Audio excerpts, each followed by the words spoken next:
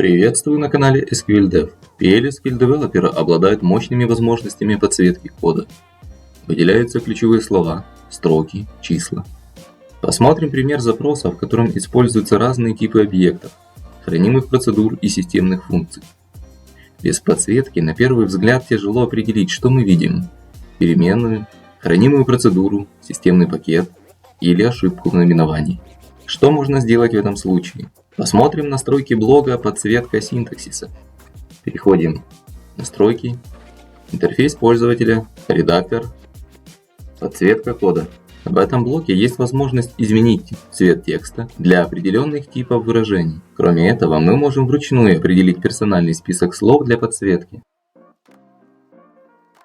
Кстати, в этом же разделе чуть ниже есть настройка автозамены кода. Про настройку автозамены мы говорили в одном из предыдущих видео. Ссылка в описании. Сохраняем настройки. Результат стал немного лучше. Однако наш брат-программист обычно ленится писать много слов. Как раз для этого случая существует плагин. Плагин можно скачать с сайта разработчика.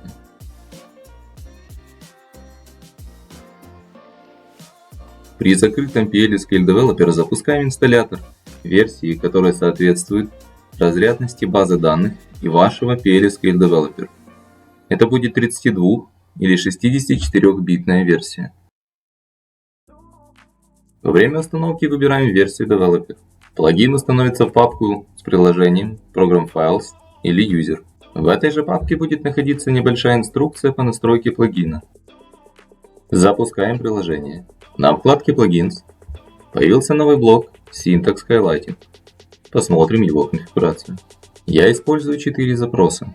Хранимые процедуры текущего пользователя. Запрос выбирает публичные хранимые процедуры. К сожалению, я не знаю простого способа отобразить приватные хранимые процедуры, которые объявлены только в теле пакета. Так как для каждой схемы список процедур будет разным, устанавливаем чекбокс Refresh on Reconnect. На вкладке Result мы видим все публичные процедуры, функции, пакеты текущей схемы. Стиль подсветки Custom. Второй запрос отображает системные утилиты DBMS. Их очень много, поэтому я ограничил условия выборки теми, которыми чаще всего пользуюсь. Список этих утилит принадлежит базе данных, поэтому нет необходимости обновлять его при смене схемы. Чекбокс снимаем. Третий запрос перечисляет системные функции, такие как toNumber, NVL и прочее. Чекбокс также снимаем.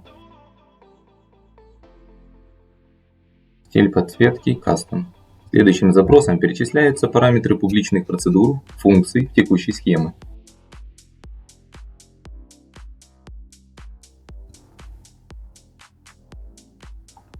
После указания всех необходимых настроек нажимаем Refresh Keywords. Код, который не подсветился, скорее всего имеет ошибки или принадлежит другой схеме.